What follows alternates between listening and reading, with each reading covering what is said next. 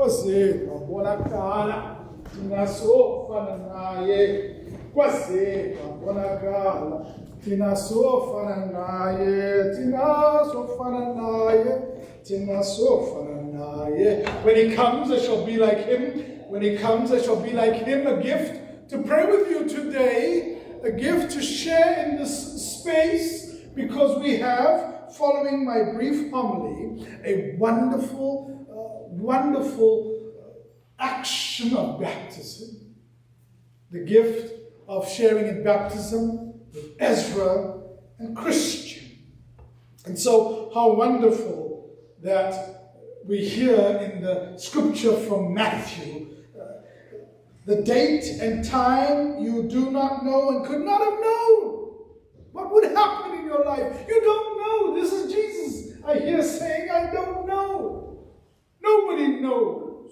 Who could have thought? How could I have imagined that November 2000 would be the first time I would taste the wonders of eggnog? As I moved for the first time from South Africa to Los Angeles. I don't know the hour or the time or the date. What is an unknown gift in your life, in your journey? Again, we gather here wonderfully in this Sunday of Advent, the first Sunday of our liturgical year, this Advent in an hour of uncertainty and unknowing. What would that look like in my life and in your life? Not the uncertainty of knowing, but being able to live courageously day by day in that unknowing. What does it look like for you? What does it look like for you when you join with your family and friends in the unpredictability and unforeseeable future? Even though we try, I think at least I try to plan as much as I try to plan with all my online calendars, and I make sure that all my Apple devices are synced together. And I like toys and technology. Each year, isn't it interesting? The first Sunday of Advent, the scripture is usually gloomy, apocalyptic, but how wonderful, especially because we have baptisms today. What an invitation to look at it in a fresh way, in a new way. Jesus mentions almost 5 times, at least I hear Jesus in scripture, we do not know the day, the hour. The gospel, this writings of the life of Jesus, this holy scripture, which I think for me reminds me what I'm made for, helps me step into uncertainty, especially today. And what a gift that I, even as an ordained priest, get to step into that uncertainty with Ezra and Christian. What are the moments in your life? The ordinary moments that have been unknown to you, that took you by surprise. Apocalyptic hours and days are challenging. It can feel like life is out of control and chaotic.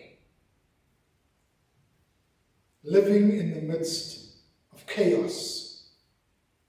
So there's a poet, John Keats, who termed this term negative capability, the capacity to endure uncertainty, to live with not knowing, to stand in mystery, and to keep the questions of possibilities open, to embrace ambiguity.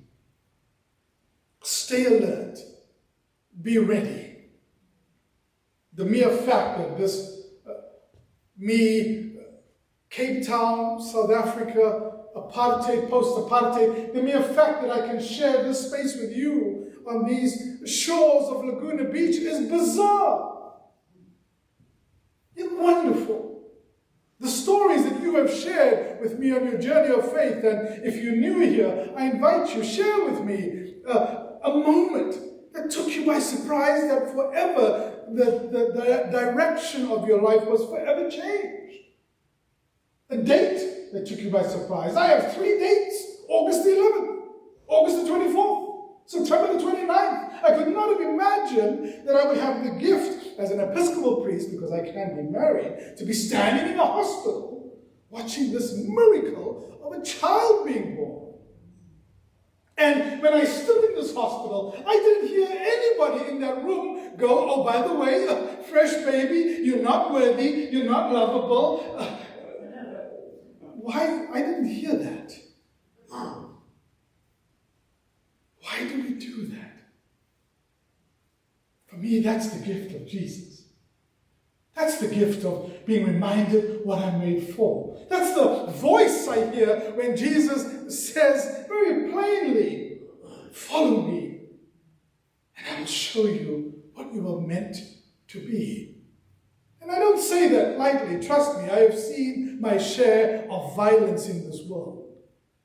And the gift of YouTube, you can just Google Trojan Horse Cape Town and it'll give you a taste. The violence that we've experienced just this week.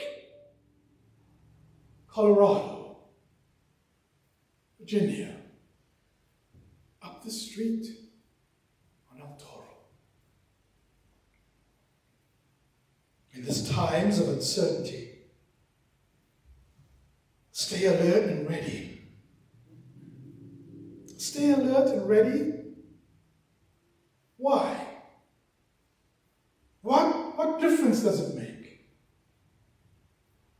I believe fidelity to hope is the difference, friends.